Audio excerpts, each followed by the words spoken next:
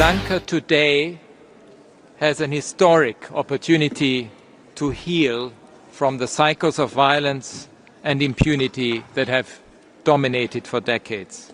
The government has a clear mandate from across the nation for transformative reform, accountability, truth and justice.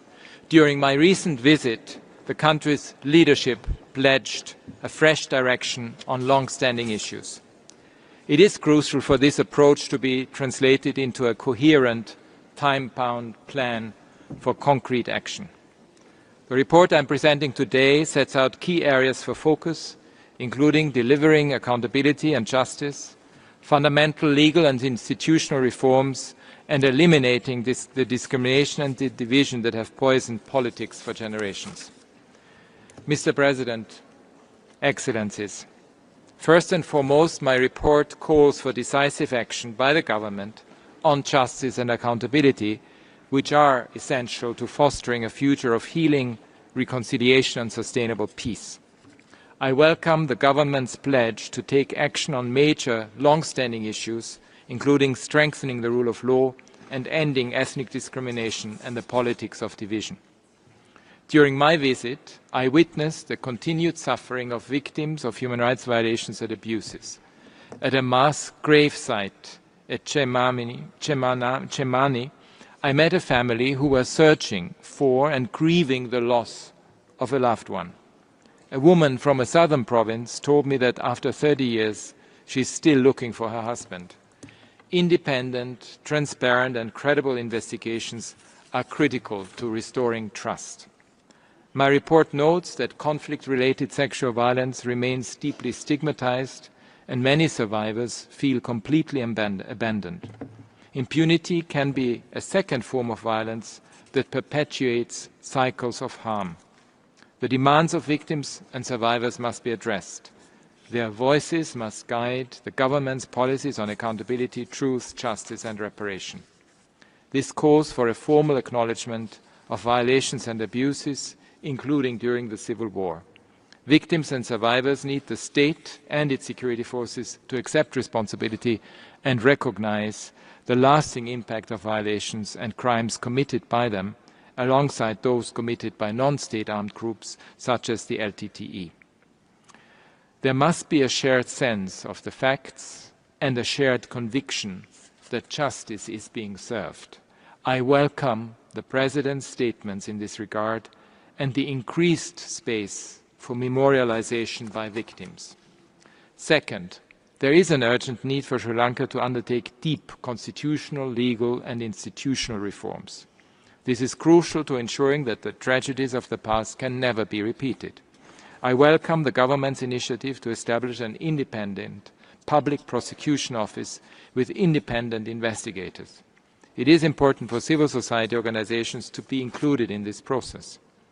My report recommends setting up a dedicated judicial mechanism with an independent special counsel to look into violations of international human rights and humanitarian law over previous decades. I urge immediate and sustained action to address deaths in custody and torture, which remain systemic issues. And I strongly encourage legislative reform in relation to counter-terrorism and civic space. Despite the government's commitment to repeal the Prevention of Terrorism Act, arbitrary arrests and detentions under the law continue. I urge the government to impose an immediate moratorium on the use of this act.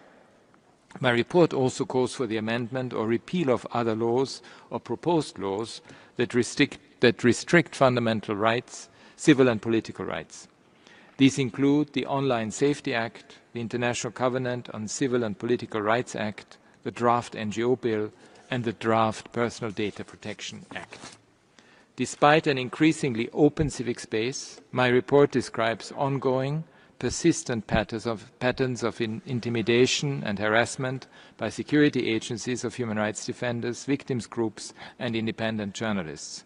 People working on accountability for enforced disappearances and those working on land disputes and environmental issues are particular targets. This underlines the need to change the mindset and practice of security agencies. There is an urgent need for comprehensive security sector reform, including the demilitarization of the north and east, the return of land, and the devolution of power to all levels of governance. Mr. President, third, I welcome the new government's declared commitment to economic and social justice.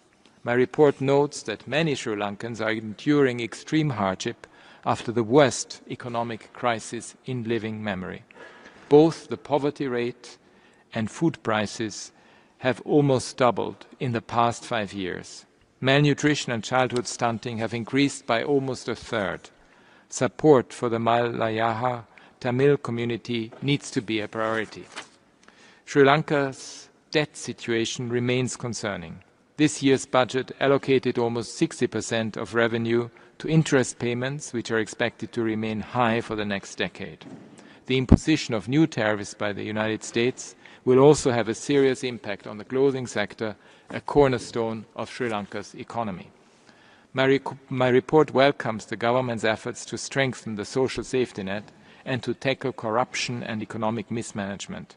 I hope this wave of change can be the basis for a new social contract and a transition towards a human rights economy in which all financial and budgeting decisions take the protection of human rights into account. I also urge external creditors to provide Sri Lanka with the fiscal space it needs to invest in its people and their economic, social and cultural rights. Mr. President, international engagement through my office, through this Council and the human rights mechanisms can play an important part in the change Sri Lanka so desperately needs. My office stands ready to assist Sri Lanka on this journey. One example of our work, mandated by the Council, is the Sri Lanka Accountability Project, through which we have built a secure repository of over 105,000 items of evidence, a critical resource for legal processes, justice and truth-seeking. I call on all Member States to support this work. I also call on them to cooperate in investigating and prosecuting alleged perpetrators of international crimes committed in Sri Lanka under principles of universal jurisdiction and to explore further sanctions against people credibly accused of gross violations of human rights. I encourage Sri Lanka to seek international assistance with the exhumation of mass graves and other investigations. Together, the international community can support Sri Lankans to escape from the twin threats posed by persistent impunity and deep inequality. Thank you. Mr. President, High Commissioner, 1 year ago, the people of Sri Lanka voted with one voice to bring about a transformation and usher in a new political culture. Our democratic traditions have been upheld through timely elections held in free, fair and peaceful manner. A number of measures have been introduced to promote the economic and social well-being of the people, to strengthen reconciliation and ensure social justice. Mr. President, the government has provided comments on the High Commissioner's report, and I wish to address some of the matters raised in it. Our anti-corruption drive has been strengthened with new legislation enabling independent investigations and prosecutions leading to landmark convictions. The government is in the process of repealing the PTA and introducing new counter-terrorism legislation. Amendments are being formulated through consultations to the Online Safety Act. The government continues to strengthen the domestic reconciliation mechanisms by guaranteeing their independence and the necessary financial and human resources allocations. Respecting the right for truth and justice, the government has allocated required resources for excavations at the Chemmani grave site, which are being carried out under judicial supervision. Further consultations are underway with a view to establishing a Truth and Reconciliation Commission. The Cabinet of Ministers approved the proposal to prepare a national policy and action plan on reconciliation and coexistence. The government has issued instructions to law enforcement authorities to guarantee and enabling environment and sufficient space for civil society. People from all parts of the country memorialize their loved ones without any hindrance. In line with the government's vision and commitment for a reconciled Sri Lanka, a Sri Lanka Day is to be celebrated in the first week of December. Views of the general public and the National Human Rights Commission have been called for the establishment of an independent public prosecutor's office. Mr. President, the Attorney General would prefer indictments only if there is a prima facie case against an accused, and as such, the negative portrayal of the AG's office in the report does not stand to reason. The prosecutorial discretion of the Attorney General is not an unfettered power and is subject to the full force of judicial review. The reference to the amended Personal Data Protection Act in the report is erroneous, as the proposed revisions are not related to exemptions as indicated. The government is committed to advancing accountability through credible domestic processes. Recent decisions by the Sri Lankan courts demonstrate the independence of the Sri Lankan judiciary. The government has afforded full independence to the police, and investigations have been resumed into many long-standing cases, including the Easter Sunday attacks and attacks against journalists. A large majority of lands have been released. Adequate compensation is paid to rightful owners where release is not possible. A cabinet-appointed committee is addressing competing claims and land issues faced by people living in areas identified as state reserves and places of archaeological significance. To build confidence among the public, the government is taking several initiatives, including opening of roads, infrastructure, development, livelihood support, and promotion of industries. Legislation is being formulated to increase wages in the plantation sector, while over 5,000 houses are to be handed over shortly. A bill introducing a right-centered approach to persons with disabilities is to be presented to the Parliament soon. Sri Lanka has continued to engage constructively with this Council, OSCHR, as well as with the regular human rights mechanisms.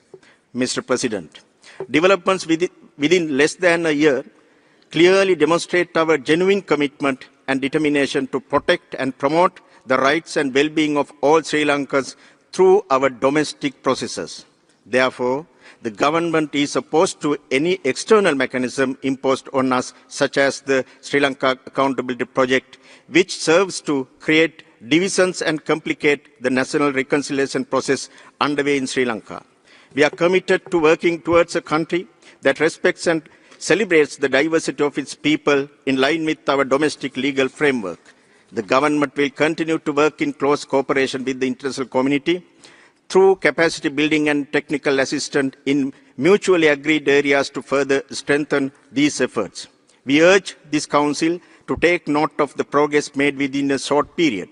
We seek your continued support to provide us the time and space that is required to make use of this historic opportunity to advance the rights and well-being of Sri Lankans through national processes. Thank you.